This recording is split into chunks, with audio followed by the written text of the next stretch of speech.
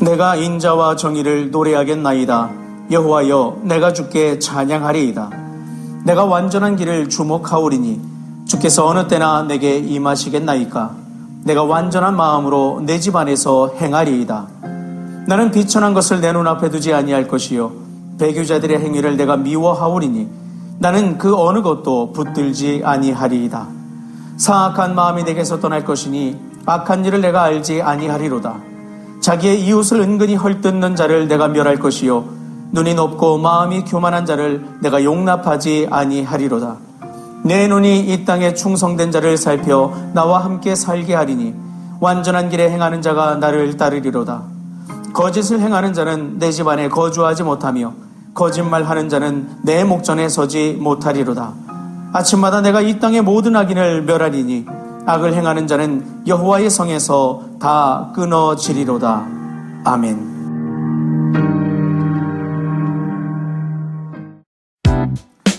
안녕하세요. 데이바이블 조영재 목사입니다. 이런 상황을 한번 가정해 봤으면 좋겠습니다. 요런 날 어떤 경제 방송이나 또는 자기개발 유튜브에 어떤 사학과 한 명이 출연을 했습니다. 이 사람에 대해서 대담이 진행되면서 그 사람이 어떤 기술을 가졌고 얼마나 성실했고 얼마나 자기 직업에 충실했는지 그것이 서로 얘기하면서 드러나게 됩니다. 그리고 실적이 나오게 되죠. 엄청난 실적을 거뒀습니다. 많은 결과물들을 얻었어요. 소위 세상에서 성공했다는 기업인들의 이미지가 그대로 드러납니다. 이 사람의 통장, 창고 여러 곳에 이 사람의 이 결과물들이 쌓이기 시작했어요. 너무너무 많아요. 이 사람이 이제 그래서 그런 것들을 가지고 즐기며 살겠다. 이제 이것을 누리며 살겠다라고 하면서 이야기를 합니다.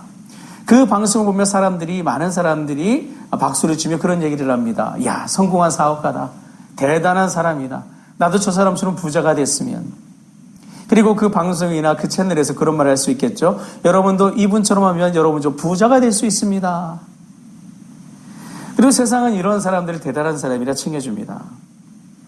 그런데요, 이 사람이 누구냐면 바로 누가복음 12장 16절에 등장하는 부자입니다. 그 부자의 이야기를 오늘날식으로 재해석해서 한번 이렇게 표현을 해본 거예요.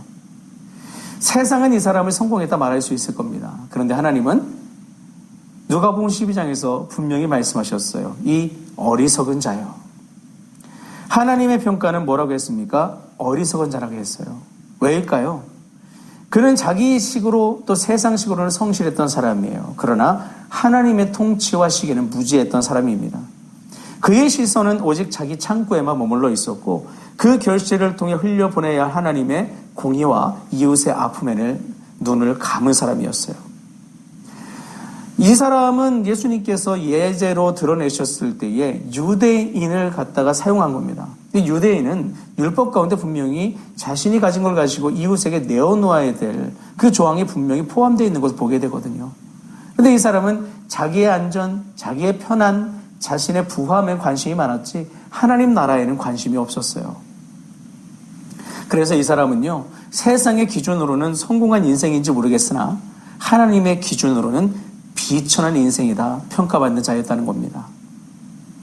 그래서 오늘 우리는 이 누가복음의 이야기를 통해서 오늘 우리의 인생을 다시 한번 살펴봐야 됩니다. 돌이켜봐야 됩니다. 우리는 대체 어떤 기준으로 어떤 방식으로 우리가 살아가야 될 것인가? 우리가 성실하고 부지런하게 살아간다면 우리가 취해야 될 방향성은 무엇인가? 오늘 본문을 통해서 그 기준에 대해서 한번 살펴볼 수 있었으면 좋겠습니다. 오늘 본문인 시편 101편에서 다윗은 전혀 다른 성공의 기준을 노래하고 있는데요. 1절 보겠습니다. 내가 인자와 정의를 노래하겠나이다. 다윗은 왕입니다. 그런데 그는 창고를 얼마나 넓힐지, 영토를 얼마나 확장할지에 대해서 노래하지 않습니다. 대신 하나님의 성품, 곧 인자와 정의를 노래합니다. 다윗은 진정한 성공이 소유의 넉넉함이 아니고 내 삶이 하나님의 성품을 얼마나 닮아가느냐, 닮아 있느냐, 여기에 달려있다는 것을 알았기 때문입니다. 세상은 가진 것이 없고 지위가 낮은 것을 비천하다 말합니다. 그런데 성경은 진짜 비천함이란 하나님을 잃어버린 상태다라고 선언하고 있어요. 아무리 많은 것을 가져도 하나님이 없다면 비천한 인생이고, 비록 부족해 보여도 하나님과 동행한다면 존귀한 인생이라는 그런 뜻이 되겠죠. 다윗은 계속해서 2절에서 이렇게 선언합니다. 내가 완전한 길을 주목하오리니. 여기서 완전함은 도덕적 완벽주의를 가리키는 게 아닙니다. 이것은 마음의 통합성을 말합니다. 세상의 방식과 하나님의 뜻 사이에서 타협하지 않고 오직 하나님의 방식만을 선택하겠다는 결단, 그것을 가리키는 것이죠. 우리는 그 대표적인 장면을 다윗의 일대기를 통해서 기억하고 있습니다. 바로 엔게디 동굴 안에서의 사건이었죠. 다윗을 잡아서 죽이기 위해 다윗을 추적하던 사울이 쉬는 시간을 타서 용변을 해결하기 위해 한 굴에 들어갔습니다. 그런데 공교롭게 그 굴에 다윗과 그의 일행들이 숨어 있었죠. 용변을 해결하기 위해 들어온 사울은 혼자였습니다. 그리고 다윗이 거기 있는 것은 꿈에도 몰랐습니다. 절호의 기회죠. 그 상황에 대해 부하들도 또 상황도 세상의 상식도 한결같이 말했습니다. 지금이 기회입니다. 사울을 없애고 당신의 한을 풀고 당신의 자리를 찾을 기회입니다. 누가 뭘 할 사람 없는 명분이 분명한 자리입니다. 그런데요, 우리가 알고 있듯이 다윗은 그 자리를 흘려보냈습니다. 왜 그랬을까요? 그것은 하나님의 방식이 아니었기 때문입니다. 세상의 눈으로 보면 그건 어리석은 일입니다. 더디 가는 일이고 손해보는 일입니다.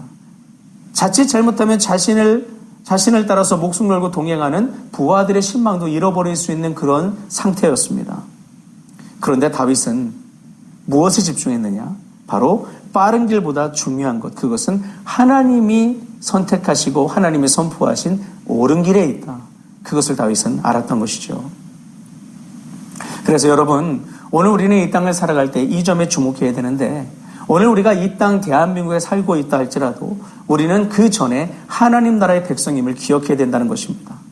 우리 안에는 세상의 논리가 아니라 하나님의 방식이 흘러야 합니다. 그리고 그 삶은 단순히 무엇을 선택할 것인가에서 끝나지 않는다는 점에도 주목해야 됩니다. 6절을 보겠습니다. 내 눈이 이 땅에 충성된 자를 살펴 나와 함께 살게 하리니. 다윗은 옳은 길을 선택할 뿐 아니라 옳은 사람을 선택했습니다. 누구와 함께 할 것인가를 결단할 것입니다. 하나님의 길을 가는 사람은 혼자 서는 사람이 아니라 하나님의 뜻을 따르는 사람들과 함께 서는 사람입니다. 그러니까 삶의 자리를 살아감에 있어서 모든 관계 안에서도 하나님의 뜻을 따르기 위해서 애를 썼던 다윗의 집중이 돋보이는 바로 그 대목인 것이죠. 여러분, 오늘 우리는 이 땅을 살아갈 때 이처럼 삶을 살아가면서 우리가 추구해야 될 방향성이 분명히 있고 마음에 품는 소망도 분명히 있습니다. 다윗도 그 소망이 있었는데 다윗이 무엇을 선택했는지 우린 여기에 집중해 볼 수 있었으면 좋겠습니다. 앞서 누가복음에 등장했던 부자는 더 큰 창고를 짓는 데 집중했습니다. 그런데 다윗은 하나님의 인자와 정의를 세우는 일에 집중했었죠. 그리고 그는 그 일을 함께하는 사람들을 즐거워했고 그 사람들과 함께 서는 일에 온 힘을 다해야겠다, 오늘 본문에서 선포하고 있습니다. 여러분은 지금 무엇을 갈망하고 있고 또 여러분은 지금 누구와 함께하기를 원하고 계십니까? 그리고 세상이 박수치는 기준을 따라가고 있습니까? 아니면 하나님이 기뻐하시는 길을 선택하고 있습니까? 오늘 전체 말씀 한번 정리해 보겠습니다. 우리 스스로의 힘으로는 이 완전한 길을 끝까지 걸어가기는 어렵습니다. 하나님의 길, 하나님의 선택하신 것, 선포하신 그 의의 길, 정의의 길은 사실 이 땅 안에서의 여러 가지 보편적 개념들, 기준들, 가치들과 많이 다른 부분이 있기 때문이고 충돌하는 부분도 있기 때문에 그렇습니다. 그 길을 가기 위해서 우리는 손해볼 수도 있고 참아내야 되고 기다려야 되고 인내해야 될 상황들이 많이 펼쳐집니다. 그래서 이 길을 걸어가기 위해서는 우리 힘만으로는 되지 않습니다. 그래서 오늘 우리 가운데 필요한 분이 있죠. 바로 우리를 십자가의 산으로 건지신 예수 그리스도십니다. 예수님은 가장 높은 자리에 계셨지만 가장 낮은 십자가의 길을 선택하셨습니다. 우리를 위해서 그 길을 선택하셨고 하나님의 영광과 주의 섭리를 성취하시기 위해, 언약의 성취를 이루시기 위해서 그 일을 선택하셨죠. 세상은 예수님의 그런 선택을 실패라 말할 수 있겠지만 그 길이야말로 인류를 살리는 유일하고도 완전한 길이었습니다. 오늘 이 시간 우리 마음에도 예수님이 하셨던 그 결연한 선택이 살아있기를 간절히 바랍니다. 오늘 이 시간 세상의 길이 아닌 십자가에 담긴 주님의 의지를 선택할 수 있는 우리가 될 수 있었으면 좋겠습니다. 본문에서 다윗이 예수님 하나님의 인자와 정의의 마음을 선택했던 것처럼 오늘 하나님의 완벽한 섭리하심을 우리가 신뢰하고 우리를 온전한 길로 인도하실 주님의 약속을 붙들므로 오늘 그 주님의 마음을 신뢰하고 선택할 수 있는 우리들, 그리고 주님께 우리 삶을 맡길 수 있는 우리들이 될 수 있었으면 좋겠습니다. 여러분, 분명히 다시 한번 기억하십시오. 세상이 말하는 화려한 성공이 아니라 주님과 동행하는 좁은 길 위에 진정한 승리가 있고 기쁨이 있고 평안이 있습니다. 그 길 끝에 진정한 쉴 만한 물과 푸른 풀밭이 있음을 기억하십시오. 하나님이 준비하신 바로 그 은혜의 때, 은혜의 장소, 은혜의 시간이 있음을 여러분 기억하시길 바랍니다. 세상에 아무리 좋은 것을 준다 한들 하나님의 것과 바꿀 수 없고 하나님의 것과 견줄 수 없습니다. 우리가 기뻐해야 될 것, 즐겨야 될 것, 누려야 될 모든 기준은 하나님께 있습니다. 세상에 있는 것들이 아무리 좋아 보여도 하나님이 아니라시면 그건 아닌 겁니다.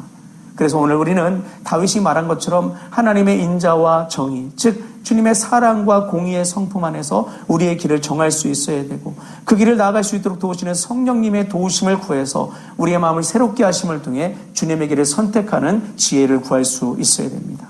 그렇게 해서 예수 그리스도와 함께 우리가 믿음의 길을 행할 수 있다면 하나님의 인자와 정의를 노래하며 하나님의 통치를 꿈꾸며 믿음으로 살아가는 그런 우리의 일상 가운데 주님이 놀라운 일을 행하실 줄 믿습니다. 오늘 그 주님을 바라보며 주님의 행하심을 노래하고 찬미하며 은혜의 길로 나아가는 여러분과 제가 될 수 있기를 간절히 바랍니다. 기도하시겠습니다.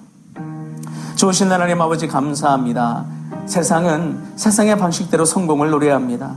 세상에서 잘 산다는 바로 그 길이 좋은 길이라고 많이 포장하고 드러내는 것이 세상입니다. 하나님, 그 안에 담겨있는 사탄의 교묘한 꼼수에 우리가 속아 넘어가지 않게 하시고 하나님이 우리에게 명하신 진정한 인생의 성공의 길이 무엇인지를 깨달아 그 성공을 향하여 삶을 드리고 마음을 드리고 집중하고 최선을 다하여 나가는 우리가 될 수 있도록 함께하여 주옵소서. 그 길 걸어가는 것은 쉬운 길이 아님을 압니다. 우리 힘만으로는 안 됩니다. 성령님 도와주셔서 그리스도 예수를 닮아 그리스도 예수의 마음을 품고 믿음으로 도전할 수 있는 우리들, 그렇게 해서 하나님께서 예비하시는 은혜의 때에 함께 동참하고 누리는 우리들이 될 수 있도록 역사하여 주옵소서. 오늘 이 한날이 하나님을 노래하고 찬미하며 은혜 누리는 그날이 될 수 있기를 간절히 바랍니다. 우리 모두에게 풍성한 사랑과 역사로 함께하여 주옵소서. 우리 주 예수 그리스도의 이름으로 기도합니다. 아멘.